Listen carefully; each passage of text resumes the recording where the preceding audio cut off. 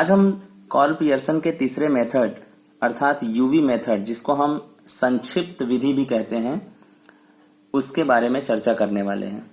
तो यहाँ पर मैंने एक एग्जाम्पल लिया हुआ है। एक पाठशाला में विद्यार्थियों की ऊंचाई सेंटीमीटर में व वजन किलोग्राम में के बीच के संबंध का अध्ययन करने हेतु, यानी हमें दो चीज़ों का अध्ययन करना है, ऊंचाई और वजन के बीच में संबंध कैसा है।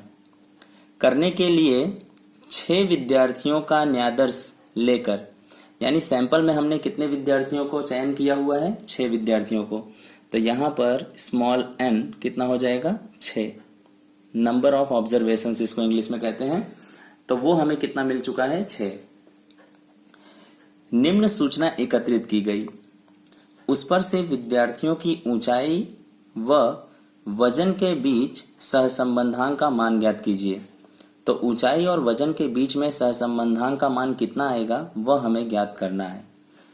तो यहाँ पर कॉलम में दिया गया है ऊंचाई, जिसे हमने x चल माना हुआ है, वजन जिसे हमने y चल माना हुआ है। ऊंचाई के ऊपर वजन क्या करता है, डिपेंड होता है। अगर व्यक्ति ज़्यादा ऊंचा है यानी ज़्यादा लंबा है तो लंबाई में वजन ज़्यादा जाता है, यानी जितना लंबा व्यक्ति उतना ही उसका वजन भी ज़्यादा होता है। तो इस प्रकार से जो चल x है वह निरपेक्ष चल है और जो चल y है वह सापेक्ष चल है। आप देख सकते हैं कि 155 सेंटीमीटर जब विद्यार्थी की ऊंचाई थी तो उसका वजन 53 किलोग्राम था, और जब उसकी किसी अदर स्टूडेंट की ऊंचाई 165 सेंटीमीटर अर्थात इससे बढ़ी तो उसका वजन भी आप देख सकते हैं कि 63 किलोग्राम्स हो गया। तो उसी प्रकार से आगे की ओर जितना ज़्यादा वजन, जितना ज़्यादा ऊंचाई, उतना ही ज़्यादा उसका वजन होगा। तो तीसरी पद्धति को अप्लाई करने से पहले या किसी भी पद्धति को अप्लाई करने से पहले मैंने आपको बताया था कि सबसे पहले प्रश्न में x बार और y बार को ज्ञात करना होगा। तो आइए फटाफट x बार और y बार ज्ञात कर लेते हैं। x बार का फॉर्मूला हमने यहाँ लिख दिया है, y बार का हमने फॉर्मूला लिख दिया है। x बार में सिग्मा x की ज़रूरत पड़ती है, तो सबसे पहले हमें सिग्मा x ज्ञात करना होगा। तो कैलकुलेटर की मदद से फटाफट टोटल मार लेते हैं। 155, 165, 158, 162, 153, 160। तो टोटल में आ जाता है आपका 953, 953। उसी प्रकार चल y का भी टोटल मान लेते हैं फटाफट। 53, 63, 56, 60, 52 एंड 60। तो टोटल में आ जाता है 344। ये हो गया हमारे लिए सिग्मा y। अब सिग्मा x और सिग्मा y जब ज्ञात हो चुका है तो यहाँ पर उसका वैल्यू पुट कर देते हैं। सिग्मा x आया था 953 अपॉन में n कितना है, 6। तो 953 को हमें डिवाइड करना है 6 से। तो जवाब आता है 158.83। आगे भी 33 है तो हम लोग दशमलव के 2 स्थान तक का ही यूज़ करेंगे, और जो 3 है वो 5 से बड़ी नहीं है या 5 नहीं है, इसलिए हम लोग 3 को ही लेंगे। अगर ये 5 या 5 से बड़ी होती तो हम लोग 3 को क्या ले लेते, 4 ले लेते। उसी प्रकार सिग्मा y कितना आया हुआ था, 344। 344 को भी 6 से हमें क्या करना होगा, डिवाइड करना होगा। 344 इज डिवाइडेड बाय 6। तो हमारा जो जवाब आता है वो आता है 57.3333।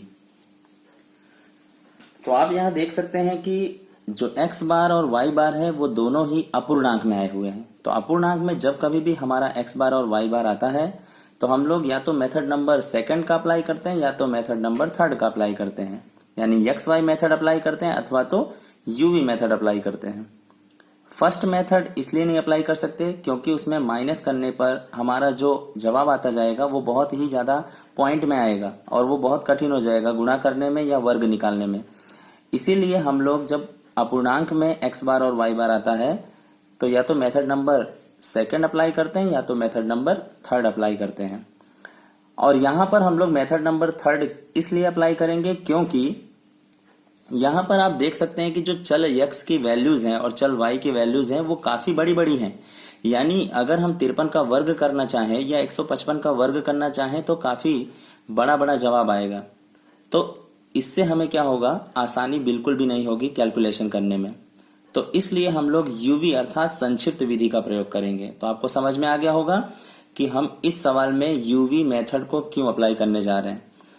चलिए, क्योंकि यहां पर वैल्यूज काफी बड़ी बड़ी हैं तो हम लोग फटाफट यूवी का फॉर्मूला लिख लेते हैं।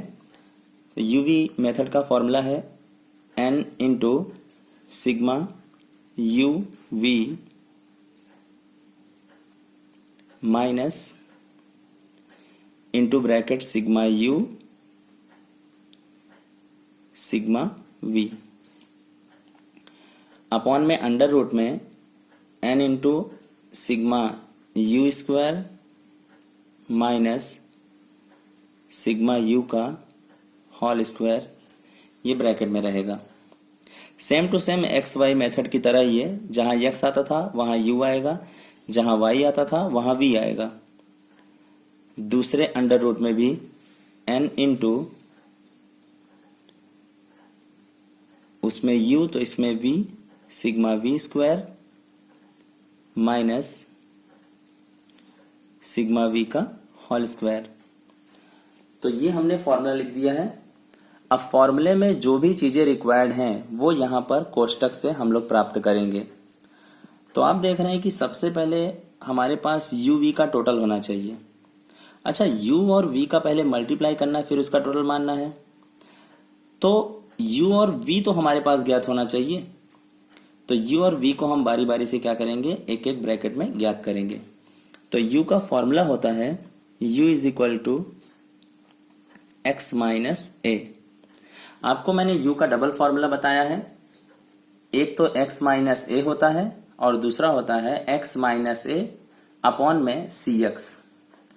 अब अपॉन में cx का जो फॉर्मूला है वो आने वाले वीडियो में मैं आपको अच्छी तरीके से आने वाले सवाल में बताऊंगा। अभी हम लोग केवल x माइनस ए को ही अच्छी तरीके से समझते हैं। तो यहां पर x में से a को माइनस करते जाना है। अब बात आती है कि a हमें किसे मानना है। तो आपको मैं बता देना चाहता हूं, इसमें से किसी भी चल को आप a मान सकते हैं, अथवा तो आपको ज्यादा उपयुक्त लगे, आपको ज्यादा ठीक ठाक लगे, ऐसे किसी भी चल को आप मान सकते हैं। अथवा तो आप क्या कर सकते हैं, पॉइंट के इस तरफ जो भी वैल्यू आ रही है उसको आप a और इसको आप b मान सकते हैं। अथवा तो 158 160 के ज्यादा करीब है तो आप क्या कर सकते हैं, a की जगह 160 का भी प्रयोग कर सकते हैं। तो यहां पर 158 आपको नजर आ रहा है तो पहले मैं दशमलव के लेफ्ट साइड जो भी वैल्यू आ रही है उसी को ले करके मैं आगे बढ़ता हूं। तो यहां पर मैंने a की जगह पर किसको मान लिया हुआ है, 158। उसी प्रकार b की जगह पर मैं किसको मान रहा हूं, 57। यानी दशमलव के लेफ्ट साइड जो भी वैल्यू आ रही है उसको मैंने a और उसको मैंने b मान लिया है। आपकी मर्जी के ऊपर निर्भर करता है कि आप इसमें से क्या मानना चाहते हैं। अथवा तो आपको जो घटाने में ज्यादा आसानी हो वो आप मान सकते हो। आप चाहे तो 150 मान सकते हैं, कोई दिक्कत नहीं है। कुछ भी माने, जवाब सेम टू सेम ही आने वाला है। तो यहां पर मैंने x माइनस ए यू का फॉर्मूला लिख दिया, v का फॉर्मूला होता है y माइनस बी। एक दूसरा जब मैं सवाल बताऊंगा तो उसमें आएगा सी वाई अपॉन में, तो वो क्यों आएगा वो मैं उस वीडियो में उस सवाल में अच्छे तरीके से समझाऊंगा। तो यहां पर हमें करना क्या है, 155 यानी x में से a को घटाना है। x की पूरी लाइन दिखाई दे रही है, a कितना है हमारे पास 158, यानी बारी बारी से सभी में से हमें 158 को क्या करते जाना है, माइनस करते जाना है। तो आप देख रहे हैं कि 155 में से 158 को अगर हम माइनस करेंगे तो हमारा जो जवाब आएगा वो आएगा -3। 165 में से 158 माइनस करेंगे तो जवाब आएगा 7 प्लस में, क्योंकि 165 बड़ा है 158 से। 158 में से 158 माइनस करेंगे तो आएगा जवाब 0। 162 minus 158 is equal to 4। 153 minus 158 is equal to 5। 160 minus 158 is equal to 2। तो आप देख रहे हैं कि यहाँ पर सिग्मा यू और सिग्मा वी दोनों की ज़रूरत है। तो यानी यू की जो लाइन है अगर हम उसका टोटल मान लें तो हमारे पास क्या मिल जाएगा, सिग्मा यू। तो फटाफट इसको कैलकुलेटर से ही टोटल मारते हैं। 3 का साइन क्या है, माइनस, तो आप ऐसे माइनस दे सकते हैं, +7 +4 -5 +2। तो आप देख रहे हैं हमारा जो टोटल आया है वो आ गया sigma U is equal to 5। उसी प्रकार आप एक चीज नोटिस कर रहे होंगे कि ये वैल्यूज कितनी बड़ी बड़ी थी, 155, 165, 158, लेकिन अब जरा देखिए ध्यान से ये वैल्यूज कितनी छोटी छोटी हो चुकी हैं। अर्थात अब हमें स्क्वायर करने में या मल्टीप्लाई करने में बहुत ही ज़्यादा आसानी हो जाएगी। चलिए v की भी बात कर लेते हैं। तो v का हमने फॉर्मूला लिखा हुआ है y माइनस बी, यानी y की पूरी लाइन में से हमें क्या करना है, b को बारी बारी से माइनस करते चलना है। तो y की लाइन है 53 minus 57 is equal to -4। 63 minus 57 is equal to 6, क्योंकि 63 बड़ा है। 56 माइनस 57 -1। 60 माइनस 57 3। 52 माइनस 57 5 आएगा लेकिन माइनस में। 60 माइनस 57 तो आएगा 3। इसका भी टोटल मार लेते हैं। 4 का साइन किस में है, माइनस में। +6 -1 +3 -5 +3, तो आंसर आता है इसका 2। ये हमें मिल गया सिग्मा वी। ये दोनों ही चीजें मिल चुकी हैं। अब जरा सूत्र में देखते हैं, u और v का क्या हुआ है, गुणा हुआ है, उसके बाद में उसका क्या हुआ है, टोटल। तो हम भी क्या करेंगे, u और v का सबसे पहले क्या करेंगे, मल्टीप्लाई करेंगे, यानी गुणा करेंगे। तो 3 चौके 12। अब आपको दिखाई दे रहा है कि कैलकुलेटर की आवश्यकता नहीं है, आप वर्बली भी कर सकते हैं। 3 चौके 12, माइनस माइनस क्या हो जाएगा, plus. 7 multiply by 6 is equal to 42। 0 multiply by -1 is equal to 0। 4 into 3 12। Minus minus plus 5 into 5 is equal to 25। 2 into 3 is equal to 6। इसका भी टोटल कर लेते हैं जल्दी से। 12, 42, 12, 25 एंड 6, तो कितना आ जाएगा, 97। जो 97 आया है ये क्या है, यू भी तो है, लेकिन इसका टोटल। अब आगे हम बात करते हैं, सिग्मा यू स्क्वायर भी निकालना है, यानी सबसे पहले यू का स्क्वायर करना है, फिर उसमें आगे क्या लग जाएगा, सिग्मा। तो यानी यू का स्क्वायर का अलग से लाइन, यानी दूसरा एक कॉलम बना देंगे। तो यू की लाइन आपको दिखाई दे रही है, इसका बारी बारी से क्या करते चलना है, वर्ग। 3 का स्क्वायर 9, 7 का 49, 0 का स्क्वायर 0, 4 का 16, 5 का 25, 2 का 4। इसका भी टोटल कर लेते हैं। 9 + 49 + 16 25 एंड 4, तो कितना आ जाएगा, 103। यह आ गया हमारा सिग्मा यू स्क्वायर। उसी प्रकार v का भी स्क्वायर करना होगा, क्योंकि आप देख रहे हैं सिग्मा v के ऊपर स्क्वायर लगा हुआ है, तो यानी v स्क्वायर भी निकालना होगा। तो 4 का स्क्वायर 16, 6 का 36, 1 का 1, 3 का 9, 5 का 25, 3 का 9। इसका भी टोटल कर लेते हैं। 16, 36, 1, 9, 25, 9, तो कितना आ गया, 96। ये हो गया सिग्मा वी स्क्वायर। अब आप देख रहे हैं कि फॉर्मूले में जो भी चीज़ें रिक्वायर्ड थी वो सारा चीज़ हमने टेबल से ज्ञात कर लिया हुआ है। अब केवल सब्स्टिट्यूट कर देते हैं, यानी वैल्यूज को पुट कर देते हैं। तो n कितना है हमारे पास, 6। सिग्मा यूवी कितना आया था, 97, तो यहाँ पर ब्रैकेट में 97 माइनस सिग्मा यू कितना था, 5।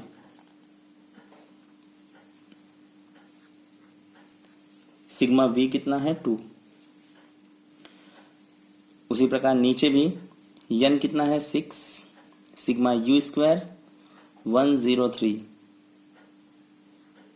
माइनस सिग्मा यू के ऊपर होल स्क्वायर है, यानी सिग्मा यू को हमें ब्रैकेट में रखना है। तो सिग्मा यू भी हमने ज्ञात किया था, कितना था 5, लेकिन 5 के ऊपर क्या लगाएंगे स्क्वायर। आगे दूसरे अंडर रूट में भी यन कितना है 6, यन तो सब जगह 6 ही रहेगा। सिग्मा वी स्क्वायर भी हमने निकाला हुआ है 96।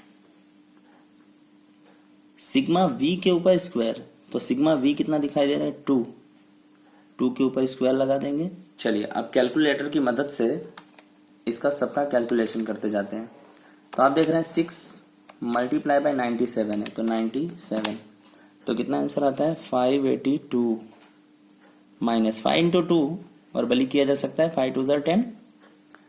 चलिए 6 इंटू 103, 6 इंटू 103, तो यानी कितना आ जाएगा 618 माइनस 5 का स्क्वायर कितना होता है 25। फिर दूसरे रूट में क्या है 6 इंटू 96, 6 इंटू 96 तो हो जाएगा 576। माइनस है तो हम भी लगा देंगे माइनस, 2 का स्क्वायर कितना हो जाता है 4। अब हमें क्या करना है 582 माइनस 10 कर देना है। तो 582 माइनस 10 करना है तो ऐसे ही हो जाएगा 572, ठीक है। फिर 618 माइनस कितना करना है 25, तो कितना बचेगा 593। फिर 576 माइनस 4 कितना आएगा 572। अब 572 ऊपर, अब मैंने आपको बताया था कि इन दोनों का पहले मल्टीप्लाई कर लेना है, यानी 593 multiply by 572 is equal to की बटन जो भी आंसर आ रहा है 339196। अब इसका आपको नेक्स्ट स्टेप में क्या करना है रूट निकाल देना है। जो भी आंसर आ रहा है उसका हम क्या कर देंगे रूट निकाल देंगे। तो ये जो आंसर आया हुआ है उसी का क्या लगा देंगे रूट। तो आंसर आ जाएगा 582.40। आप देख रहे हैं 40, उसके बाद में क्या है 5। तो आप सभी को पता है कि हम 5 से अगर ये 5 है या 6 है या 7 है 8 है 9 है तो हम इसको एक बढ़ा सकते हैं। तो हम यहाँ पे क्या कर सकते हैं 1 कर सकते हैं। 0 में एक बढ़ जाएगा तो कितना हो जाएगा 1, 572, ठीक है। अब क्या करना है 572 को 582.41 से डिवाइड कर देना है। 572 इज डिवाइडेड बाय 582.41, तो आंसर आ जाता है 0.9821 समथिंग। ये जो वैल्यू है सहसंबंधांक में हमें दशमलव के 2 ही स्थान तक लिखना है। तो आप देख रहे हैं कि ये वैल्यू 5 या 5 से छोटी है, तो हम लोग डायरेक्टली क्या लिख सकते हैं 0.98। तो ये जो आंसर आ रहा है ये हमें बता रहा है कि ऊंचाई और वजन के बीच में सहसंबंधांक कितना है 0.98। और 0.98 आप जानते हैं कि 1 के काफी नजदीक है। तो अगर 0.98 1 के काफी नजदीक है तो ऊंचाई और वजन के बीच में घनिष्ठ धन सहसंबंध है, क्योंकि अगर वो बढ़ता है यानी ऊंचाई अगर बढ़ती है तो आपका वजन भी क्या होता है बढ़ता है। आशा करता हूं कि आपको ये वीडियो अच्छी तरीके से समझ में आया होगा। और मैं फिर एक बार बोलता हूं कि वीडियो आप स्किप करके देख रहे हैं, अगर आप स्किप करके देखेंगे तो आपको बहुत सारी स्टेप समझ में नहीं आएगी। तो आप वीडियो को बिना स्किप किए हुए अच्छी तरीके से देखें, शुरुआत से लेकर अंत तक देखें ताकि आपको अच्छी तरीके से समझ में आए।